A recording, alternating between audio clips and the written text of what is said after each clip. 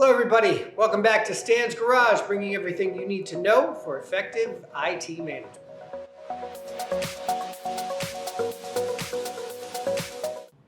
In this video, we're going to be going over things that you should keep in mind if you are going to use Macs in your business environment.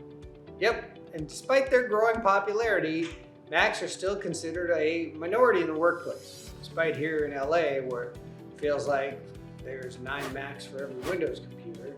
It's just not the case. And as a managed IT provider, I can think of plenty of reasons why that is. But still, it's totally possible to have a working environment that partners Mac OS and maybe integrates some Windows computers successfully as well. Now, a lot of IT teams will completely ignore Macs or certainly not prioritize them. Plenty of colleagues that just won't do them at all. Now, this might be due to the lack of expertise, or they just don't have enough experience working with Macs to dedicate more time towards it. I'm here to tell you that it's totally possible to have a successful relationship with your IT team and the Apple Mac ecosystem. So I've got a few tips on how to successfully manage Macs in your organization.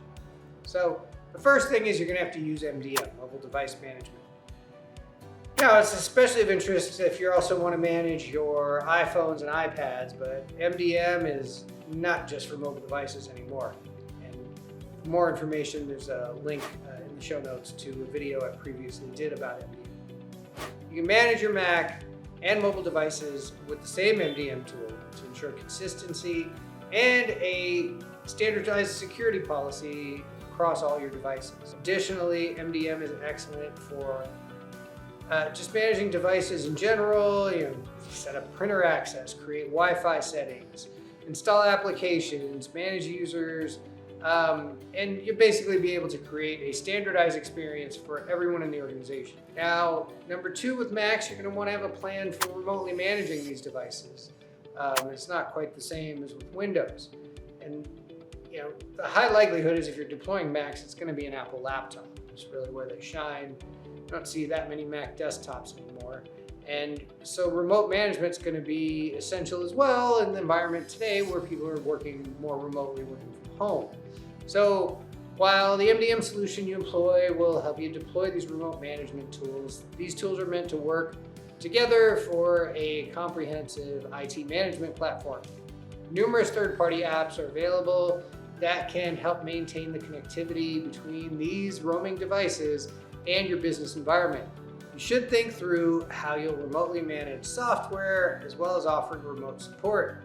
Also keep in mind that Macs don't allow screen sharing by default. And without an MDM in place, a solid deployment strategy, you'll have to go through this arduous process of touching each device to enable screen recording. Believe me, I don't know about you, but I definitely don't have time to go manually modifying all those settings. Number 3, you're going to want to decide what kind of access you want to allow in system preferences.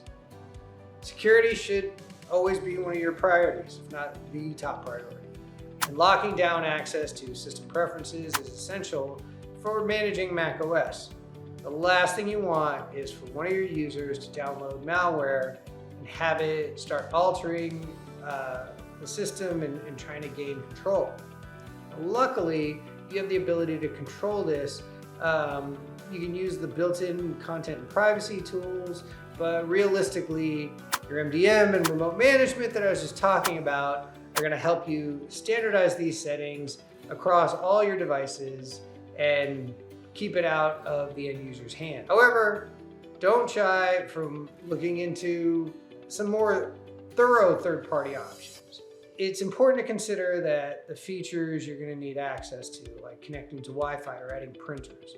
But keep in mind, if a Mac has too many restrictions, it might not be all that usable, right? We're always kind of having to do that balancing act. And as a business owner or decision maker, you're going to want to have administrative control over your systems, or at least have some kind of break glass passwords if all else fails. MDM and your IT remote management tools are going to help you put those in place. All non-administrator accounts should be delegated only to the day-to-day applications needed to get their jobs done, however. Basically, you don't want to give end users admin rights. If your accounting team or whomever can install certain software, well, then so can a hacker try to compromise that system. Number 4, speaking of access, you should control which apps can be used and downloaded. Apps will obviously greatly influence what a user can do on their device.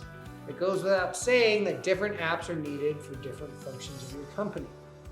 It's going to be your or the IT team's responsibility to confirm that those applications are appropriate for your work environment and have the necessary permissions installed. MDM platforms can typically handle this for you. You can also use third-party programs that deploy software. The one thing you're just going to want to make sure is the applications that you deploy are the legitimate ones you need for your business purposes, and you can audit that stuff as well with the tools you put in place. And finally, you know it's a Mac, and you're still going to want to keep in mind the information security concerns and best practices. So it's not entirely different in a Mac environment than in Windows, but there are definitely things to be aware of that are in fact different. It would be very simple to say you should lock down everything on your Mac and not allow any external drives or thumb drives, printers, etc. But these are hardly realistic choices. Plenty of staff might have to transfer data or at least connect mice, keyboards, etc. So while security needs to be a priority, it's also got to be put in place in a way that's not going to impede an employee's ability to do their work. So unless you're operating entirely Mac OS, there are several things to think about and take into account. So even if you're all Mac, right, even all Apple, you'll still need to deploy the proper tools best suited for the job. So thankfully, it's not impossible. In fact, plenty of companies, ones like ours, specialize in mixed Mac and Windows environments. Mac and Windows computers can absolutely coexist in harmony if you plan properly. Whenever you plan on making a business-wide decision, you use Macs, make sure the tools have a properly vetted Mac solution. So while Windows devices are the de facto business standards, you don't have to write off Macs just because they're supported in somewhat different ways. There's almost always a way to incorporate Windows and Macs together without it causing you future problems. Just don't try doing it all with Microsoft 365's Intune. It's definitely a case of a square peg in a round hole when it comes to a Mac. Might be able to cram it in there, but it's never going to fit quite right. Overall, I want to note that running a productive network with Macs and Mac OS is absolutely possible if that's your preference. Take the necessary precautions in the beginning, select the right tools, you'll be able to run an absolutely seamless Mac environment. So as always, I would love to get your thoughts on this. Think there's anything I missed? I think it was pretty comprehensive. Please let me know in the comments below. And if you're unsure how to properly integrate Macs into your business, feel free to book a call with me. There's a Calendly link in the show notes, and I'd love to offer some suggestions to help get you started. So thank you for watching. Please like and subscribe, and I will catch you on the next one.